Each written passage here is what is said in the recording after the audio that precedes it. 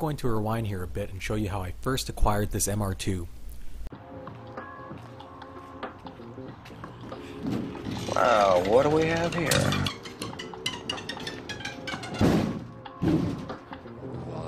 Disgusting!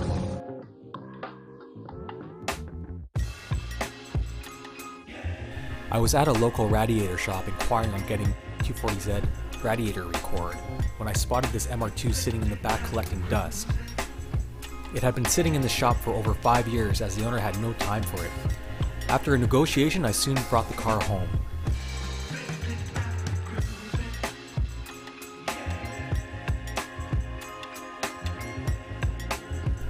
After a quick clean, I realized the paint was in excellent condition. See? That's what I'm talking about. Looking at the interior, it was in decent shape, but the seats were torn badly. Nothing funny about that? So I replaced the upholstery with new black on red stitching leathers from MR2 Heaven. This job was agonizing and timely because I didn't have hog ring pliers. Make sure you buy hog ring pliers if you plan to do this kind of job. Now, it was not running when I got it, so before I could take it to the skid pad, I had to get it running.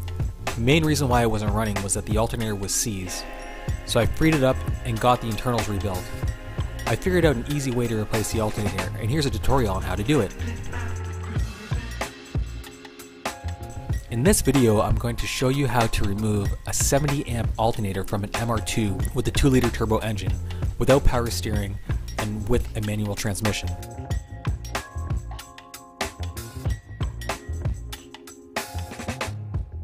The alternator is way down there. So first thing you got to do is remove all these components on the right rear corner of the engine bay. You have to remove the cruise control box, the OBD port, and a couple other items including the access panel.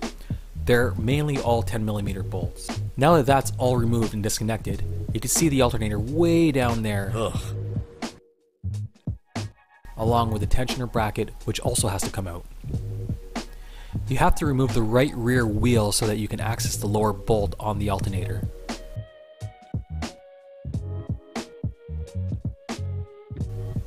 There's our tensioner and bracket removed. I also have a new alternator belt for it. So the alternator is unbolted here, as you can see, and is now trapped between the alternator bracket, which is bolted to the motor. That bracket you don't really want to remove because there's one bolt here that you can't remove unless you remove the dry shaft. Again, this trick is for a 70 amp alternator on the 3S GTE. So here's the trick. See these 3 motor mount bolts? They're 14mm. Back them out about 3/4 of an inch.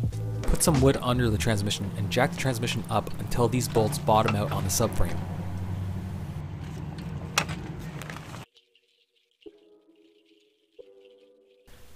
Now I've already pulled the alternator out, but it's the same in reverse. So now that the engine is tilted forward, you'll see that there's just barely enough room to place the alternator in with minimal effort. If it doesn't work one way, spin it around and try it the other way. Eventually it will drop down tight without having to force it. So I didn't have to remove the exhaust, I only had to remove the right rear wheel and the components at the top right rear of the engine bay to do this, along with loosening the motor mounts and jacking up the engine and transmission. See, minimal to no damage at all.